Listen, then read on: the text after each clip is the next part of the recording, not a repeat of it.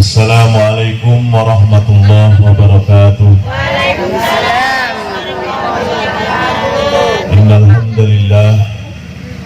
Innal hamdalillah nahmaduhu wa nasta'inuhu wa nastaghfiruh wa na'udzu bihi min shururi anfusina wa min sayyiati a'malina. May yahdihillahu fala mudilla lahu wa may yudlilhu fala hadiya lahu. Asyhadu an la ilaha illallah wahdahu la syarika lah wa asyhadu anna Muhammadan abduhu wa rasuluh. Allahumma salli ala sayyidina Muhammad wa ala alihi wa ashabi ajma'in, amma ba'd. Qala ta'ala fi kitabihil karim, bismillahirrahmanirrahim, yarfa'illahu alladhina amanu minkum walladhina utul ilma darajat. Wa qala rasulul karim, man kharaja li talibil ilmi fahuwa fi sabilillahi hatta yarji'a, atau kama qala Rasulullah sallallahu alaihi wasallam. Hadirin hadirat yang sami-sami dirahmati Allah, wabil khusus al-mukarramun wal muhtaramun, para ulama, para kiai, para ustadz, wabil khusus para ulama, para kiai yang ada di pentas, para bini sepuh, sesepuh majelis paguyuban dakwah Islam, ugi al-mukarramun, para pejabat aparatur pemerintah, wabil khusus kepala desa Patok Picis yang semoga selalu istiqomah mengawal majelis kita niki, ugi sahibul bait yang telah memberikan waktu dan kesempatan sehingga kita bisa bertemu di majelis ini. Ugi yang tak kalah pentingnya adalah para hadirin hadirat yang selalu istiqomah mengikuti majelis paguyuban dakwah kita ini. Monggo kita ndonga sareng-sareng, mugi-mugi para ulama, para ustadz, para pengurus, para penyesepuh yang ada di pentas ini Allah berikan sehat wal afiat, Allah berikan umur panjang. Wabil khusus Ustadz Lasianto yang membaca kitab Tambil Ghafilin, mugi-mugi terus pinaringan sehat wal afiat, umur panjang, memberikan pengawasan taklim kepada kita, semoga istiqomah sampai ila yaumil qiyamah. Mugi yang kami muliakan dan kami hormati semua yang terlibat di dalam suksesnya acara majelis kita ini setiap Jumat, para banser, security keamanan atau satgas khusus PDI, dan juga yang bagian usum-usum salon, mbah apa jenenge gak ngerti ya. Pokoknya yang tumus-lumus mulai tekok ngedekno pentas sampai jeboli pentas, ngedekno salon sampai jeboli salon, bagian penyoting dan seterusnya, semoga istiqomah di dalam mengawal majelis kita niki. Bapak dan Ibu yang sama-sama dirahmati Allah, Masya Allah, tadi kita sami-sami mirengaken pengaosan Tabiul Ghafilin. Salah satu daripada tanda kesuksesan kita niki dalam hadir majelis taklim, majelis pengaosan adalah di samping kita memahami apa yang tadi diajarkan pada kita, adalah kita punya kesemangatan. Yang pertama, mengamalkan apa yang tadi disampaikan. Wow, kita pirengaken kados pundi dahsyatnya Gusti Nabi Adam nalikane tobat sampai 350 tahun. Lek panjenengan pun pinten tobatipun. Dosane pirang-pirang tapi tobatnya mbuh Arang-arang. terus arang-arang. Gusti Nabi Adam dosane namung sepindah tapi tobatnya namung sampai 350 tahun. Lah kita kalian panjenengan mendino ngelakoni dosa tobatnya mbuh yo munggah.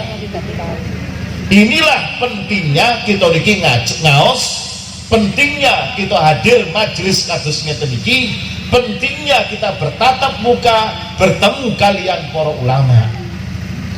Nek umpami panjenengan dugeni dalam Ustaz Rasyanto teng Kembal ngriko, mboten kira tutup sampeyan iki. Mboten kira tutup pun ngojeke pinten, bensinnya pinten, kok melu-melu dok dibalsem, dikeroi dan seterusnya. Alhamdulillah dengan terbentuknya majelis kados ngeten iki, beliau Ustaz Rasyanto hadir di sini dan panjenengan pun hadir, mboten perlu biaya kata-kata. Bapak dan Ibu yang sami-sami dirahmati Allah, yang paling penting dari pertemuan majelis kita ini adalah kados pundi kita niki menata niat kita. Dipun aturaken dening wau setelah Sianto crios tentang Sayyidina Umar. Akhir-akhir mari kula imut ada satu hadis yang sanadnya bersumber saking Sayyidina Umar radhiyallahu anhu. Bilih panjenenganipun Sayyidina Umar nate mirengaken Gusti Nabi nate dawuhnya Gusti Nabi niki boleh dikatakan menjadi perkara yang asas dalam semua ibadah-ibadah dalam agama Islam. Gusti Nabi sanjang tengah jenis Sayyidina Umar, innamal a'malu binniyat wa innamal likulli imri'in ma nawa. Innamal a'malu binniyat, semua amal itu sangat tergantung daripada niatnya. Sedangkan amal ibadah itu membutuhkan niat. Semua amal akan bernilai ibadah kalau ada niatnya. Sangat banyak sekali amalan-amalan ingkang remeh, tapi karena niat yang suci maka naik peringkatnya, bahkan mengalahkan amalan-amalan yang penting sekali. Panjenengan lenggah ngeten iki, lenggah dengan tertib teratur, saking griya niat thalabul ilmi, saking griya niat pados ilmu, maka apapun ingkang dipun ucal kalian Ustaz Rasyanto wau, kirangan panjenengan faham nopo mboten faham, mantuk-mantuk polai faham opo polai ngantuk, buh lenggah ini kuau anteng krono memang mirengaken Tabiul Ghafilin, oto saking ngantuk keranten niat saking griya sampun dipasang niat thalabul ilm pados ilmu, maka duduknya sampeyan di sini akan bernilai seperti rumiyin para sahabat lenggah tengah jini Gusti Nabi Muhammad sallallahu alaihi wasallam. Ini kehebatan satu niat. Panjenengan dahar damel asta ingkang tengen kanthi niat Gusti Nabi biyen jarine lek dahar damel asta ingkang tengen. Wis saiki aku tak mangan nganggo tanganku sing tengen niat melok Gusti Nabi biyen terus ngoten niku. Maka sebanyak nopo mawon puluhan ingkang masuk di dalam mulut kita itu semua akan bernilai ibadah, dicatat sebagai amalan-amalan ubudiyah, walaupun cuma dahar isuk sarapan, sore mangan malih, dalu mangan bakso, tapi niat aku nganggo tangan tengen melok nopo sing biyen dipun lampahi Gusti Nabi. Dan banyak sekali amalan-amalan yang sampai tingkat wajib sekalipun dicatat kalian para malaikat ternyata tidak ada artinya apa-apa sama sekali. Ternyata nopo salah niat. Innamal a'malu biniat, ternyata salah niat. Walaupun setingkat ibadah ubudiyah fardu sekalipun, ternyata niatnya salah, maka jangankan mendapatkan pahala fardu, mendapatkan pahala sunnah pun boten. Ternyata nopo salah niat. Melakukan amalan-amalan secara zahir kelihatan amalan-amalan ubudiyah, tapi ternyata hanya pencitraan mawon, hanya pencitraan saja, hanya supados dipandang oleh orang lain sebagai ahli ibadah, maka ini amal yang tidak akan ada nilainya sama sekali. Mila alhamdulillah dibimbing kalian Ustadz Kasyanto yang mau sambil hafilin, mugi-mugi niat kita betul-betul niat yang suci dipentrami kalian Allah Subhanahu wa ta'ala. Amin Allahumma amin. Wa innama likulli imri'in ma nawa. Kita ini hanyalah mendapatkan porsi ubudiyah sesuai dengan jumlah porsi niatan kita. Walaupun kelihatan amalnya mentereng, mendalu, sholatnya jengkang-jengking sampai 50 rakaat, tetapi niatnya salah, maka wa inna malikul manawa akan mendapatkan porsi pahalanya sesuai dengan niatnya tadi. Lek niatnya keliru, ya pahalanya tidak akan sampai. Tapi lek niatnya leres saestu, usolli sunnatal qiyamul lail, usolli sunat tahajud lillahi ta'ala, maka ini akan mendapatkan porsi pahala ingkang dhuwur yang sampai kemudian kita tunai nanti benjang teng alam akhirat. Bapak dan Ibu yang sami-sami dirahmati Allah, inilah pentingnya innamal a'malu Ini ya. banyak sekali amalan-amalan yang rendah nilainya, tetapi dengan niat yang suci, dengan niat yang bagus, ternyata melambung mengalahkan amalan-amalan yang fardu.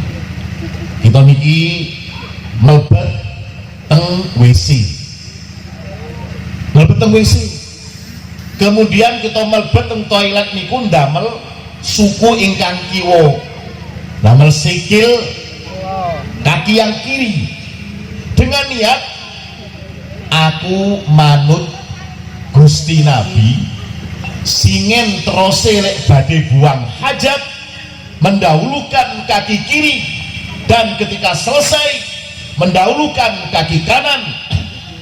Maka niat yang seperti inilah umpami panjenengan kepleset teng jeding, walaupun teng jeding, teng toilet, teng WC, tapi keranten wau dengan niat mendahulukan kaki kiri untuk itba ikut Gusti Rasul, maka keplesetnya panjenengan niki teng WC hampir sama dengan kepleset umpami panjenengan tawaf terus kepleset teng tempat tawafan teng Ka'bah mriko.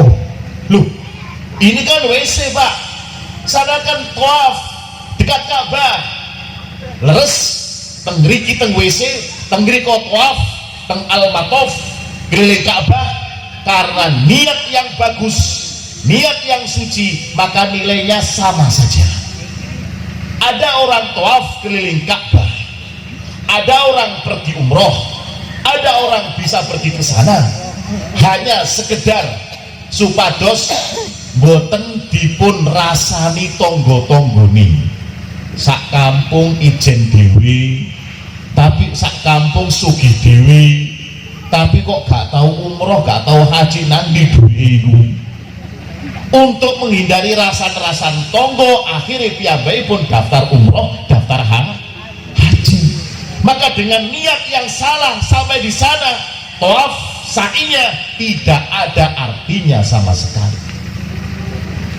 Enten tiang zaman rumiyin kesah untuk perang fisabilillah, tidak ada amal ibadah yang lebih tinggi nilainya daripada orang yang keluar fisabilillah untuk berperang, berjihad fisabilillah. Tapi Gusti Allah mau semerap manaipun tiang niki, ternyata manai orang ini ada salah dalam niatnya. Dia berjuang fisabilillah dengan niat supaya dianggap sebagai seorang pahlawan, berjuang fisabilillah dengan niat supados dianggap seorang pejuang, seorang mujahid, seorang yang hidupnya dikorbankan di jalan agama, dengan niat supaya dianggap oleh manusia seperti itu, bukan li'ilai kalimatillah, bukan karena Gusti Allah. Maka nilai ibadahnya orang ini tasik agengan panjenengan medal saking griya duduk di desa Sumber Sukoniki, hadir majelis paguyuban dakwah Islam. Ternyata apa? Gusti Rasul sanjang, man kharaja li talibil ilmi fahuwa fi sabilillah hatta yarji'ah. Sinten tiyange sing medal saking griyane sak perlu pados ilmu mirengaken pengaosan kambiulofin di majelis paguyuban dakwah Islam niki, maka sama saja dengan nilainya orang yang keluar fisabilillah, berperang fisabilillah. Mugi-mugi panjenengan niatnya dipun trami kalian Allah Subhanahu wa taala. Amin Allahumma amin. Bapak dan Ibu yang sami-sami dirahmati Allah, niat yang ikhlas karena Allah, niat yang tulus karena Allah, maka akan membuahkan satu derajat namanya derajat ikhlas. Kulo ugi Ustaz Lasianto, para ulama yang ada di pentas ini tidak akan pernah bisa mengukur apa yang namanya ikhlas itu. Mboten saged. Napa malih panjenengan, napa malih tiyang-tiyang sing mboten nate teng majelis pengaosan tidak akan pernah bisa mengetahui standar keikhlasan. Bahkan sahabat niku nate tanglet datang Gusti Nabi. Gusti Nabi, ikhlas niku nopo? Bahwa ikhlas ada kaitannya dengan niat yang semata-mata karena Allah. Sahabat Mu'ad bin Jabal tanglet datang Gusti Nabi. Gusti Nabi, ikhlas niku nopo sih? Panjenengan kok mulai wae ikhlas niku nopo maknani? Gusti Nabi sanjang datang malaikat Jibril. Jibril, aku takonan sampean, ikhlas itu apa? Jibril tidak bisa menjawab, langsung munggah tanggut suara datang Gusti Allah. Ya Rob, al ikhlasu ma huwa? Duh Gusti, ikhlas niku nopo? Turun jawaban saking Gusti Allah dalam satu hadis qudsi, al ikhlasu sirrun min asrari audatuha liman ahbabtu ilaihi. Ikhlas adalah rahasia daripada rahasia-rahasiaku tersebut Allah yang aku berikan kepada siapapun yang aku cintai. Dados lek panjenengan pingin dados tiyang sing dipun remeni kalian Gusti Allah, maka kuncinya adalah ikhlas. Ikhlas tanda dia dicintai oleh Allah, tapi tetap standar bakunya ikhlas niku nopo niki tasih abu-abu. Mila suatu ketika Dhunnun al-Misri diputang leti kalian murid-muridé niki enten hubungane kalian wau sing di waos kalian Ustaz Lasianto wau. Dhunnun al-Misri diputang leti, wahai waliullah Dhunnun al-Misri, kula badhe tanglet tondone lek tiyang niku niat ibadah ikhlas keranten Gusti Allah nopo niku? Maka jawabnya Imam Dhunnun al-Misri, jenenge ulama wali cerdas. Nopo jawabane? Ikhlas itu memang rahasia daripada rahasianya Allah. tapi ada tanda-tandanya. Antara lain yang pertama, kalau orang itu ibadahnya niatnya ikhlas karena Allah, maka dia akan semangat melakukan ibadah datang Gusti Allah. Taubatnya keranten Gusti Allah, maka semangat piyambakipun bertobat keranten Gusti Allah kados wau tobat Gusti Nabi Adam alaihi wassalam. Yang pertama adalah hidupnya selalu semangat untuk ibadah, semangat ibadah, semangat sedekah, semangat nglampahi kesainan amar ma'ruf nahi munkar, semangat hadir majelis paguyuban dakwah Islam. Mugi-mugi kesemangatan panjenengan hadir di majelis niki salah satu panjenengan ikhlas keranten Gusti Allah. Amin Allahumma amin. Yang paling penting adalah hidupnya semangat, optimis nalikane nglampahi ibadah, bahwa saya ibadah semata-mata karena Allah, maka ibadahnya dengan kesemangatan yang tinggi. Wis pokoke nek panjenengan ningali enten tiyang rek wae pas dur azan kok wupuh wudu terus ke ponda masjid, itu indikasi orang ini ikhlas di dalam hadir ke masjidnya.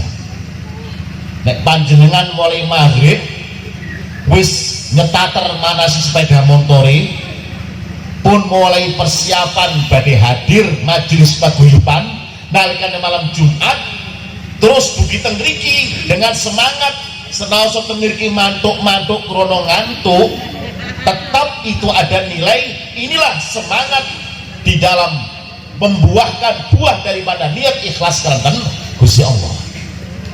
Yang nomor dua, terus Syekh Zunnun Al-Misri, seorang waliullah yang namanya berkali-kali ada di dalam kitab Ihya. Dipun jelaskan yang nomor dua, tanda orang itu niatnya ikhlas karena Allah, umpama tobat ya tobate temenanan, mboten tobat sambel. Tobat sambel waduh pedes, tobat pedes iki masyaallah mending nglakoni meneh. Pedes tobat iki, pedes tobat pedes iki masyaallah njaluk meneh dulit meneh. Niki namanya tobat yang bukan ikhlas karena Allah. Yang nomor dua adalah nalikane piyambakipun ikhlas karena Allah, maka tidak memperdulikan apakah dipuji ataukah dicaci. Nek kula kalian panjenengan dilem kali tiyang lintu dipuji langsung irunge mekrok nggih mboten. Kula ngoten apa malih panjenengan langsung irunge gedhe moro-moro. Tapi lek dipisui langsung krut mincuk irunge meneng dingklu ae. Jurune adene panas awas kok kapan kok. Niku kula kalian panjenengan. Tapi tanda orang itu ikhlas karena Allah, tidak akan bangga ketika dipuji dan tidak akan kecewa ketika dicaci maki.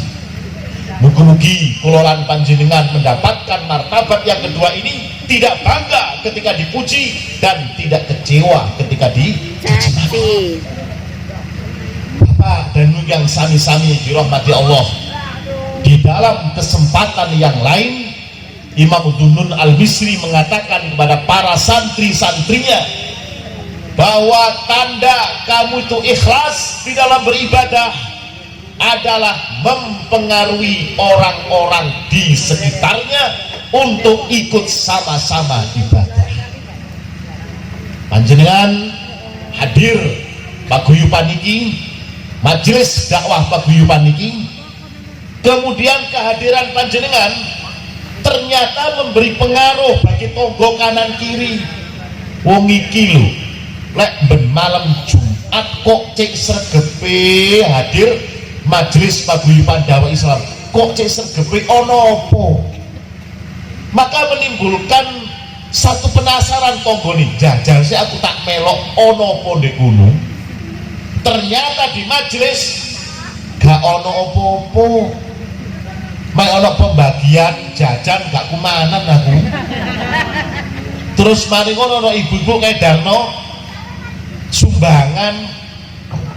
Pertama mungkin seperti itu. Kemudian dia mengarahkan pandangannya ke pentas. Ternyata di atas pentas ada para ustadz yang wajahnya ganteng-ganteng. Nah ini. Terus ya fitnah boten niku, boten fitnah nikmat niku. Masya Allah setelah saya ganteng temen mau mikirek. Wes Jumat ngajeng aku tak melok pengajian ini. Inilah kemudian bisa mempengaruhi orang lain untuk bisa melakukan ibadah yang sama-sama dengan niat yang ikhlasnya. Bapak dan yang sami-sami dirahmati Allah, milo paling penting di samping kita niki mirengaken pengaosan, memahami pengaosan, yang paling penting adalah kita mengamalkan nopo sing wau dipun aturaken kalian ustadz dalam kitab Tabiul Hafidhin, dan yang paling penting adalah menyampaikan apa yang tadi kita dengarkan. Terus wau setelah satu sanjang Sayyidina Umar sehingga niku preman, memang leres kados ngoten niku dalam kitab-kitab seperti itu. Kenapa orang yang asalnya preman seperti itu berubah 180 derajat setelah kenal dengan baginda Nabi? Oleh karena Gusti Nabi nalikane enten tiyang mlebet Islam, Gusti Nabi sanjang, "Qul la ilaha illallah tuflihu," katakan kalimat la ilaha illallah, maka kamu akan berbahagia, kamu akan sukses. Nalikane Sayyidina Umar sanjang, "Ya Muhammad, ya Rasulullah, asyhadu an la ilaha illallah wa annaka Rasulullah sallallahu alaihi wasallam." Gusti Nabi tidak memerintahkan kepada Sayyidina Umar untuk sholat, boten. Keranten wektaniku perintah sholat belum ada karena Gusti Nabi belum di Isra Mi'rajkan. Yang ada hanyalah perintah untuk sholat tahajud, fatahajjad binafilatan lak.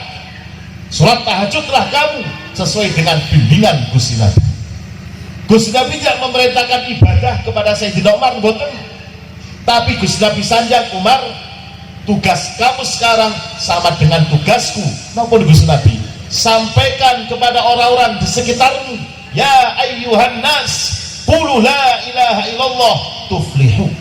Wahai umat manusia, katakanlah kalimat tauhid, kalimat syahadat, maka kamu akan menjadi orang yang sukses. 180 derajat watak, karakter, tabiatnya Sayyidina Umar langsung berubah seketika ketika piyambakipun menyampaikan ilmu yang diajarkan oleh Gusti Nabi Shallallahu Alaihi Wasallam.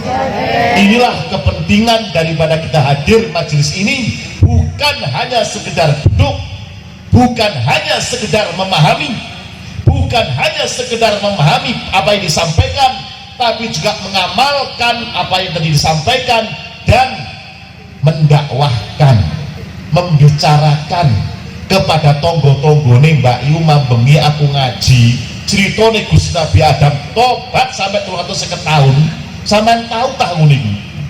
Sampaikan nek teng pasar, sampaikan kados ngeten iki. Nek pas di blonjo wong mlijo disampaikan seperti ini. Inilah namanya menyampaikan, sehingga kemudian inilah yang bisa merubah watak, karakter, tabiatnya orang-orang sekelas Sayyidina Umar radhiyallahu anhu.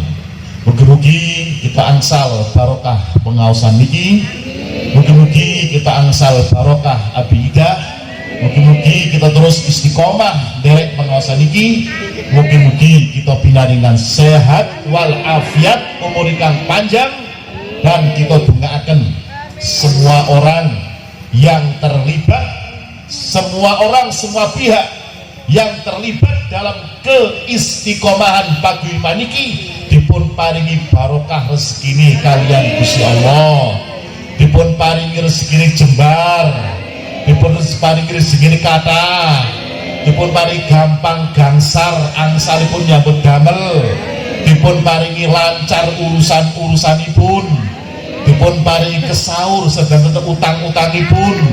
Umpama gak ada arto dipun sauraken sing dutange wis Mbak Yu gak usah bayar, tak ikhlasno lho.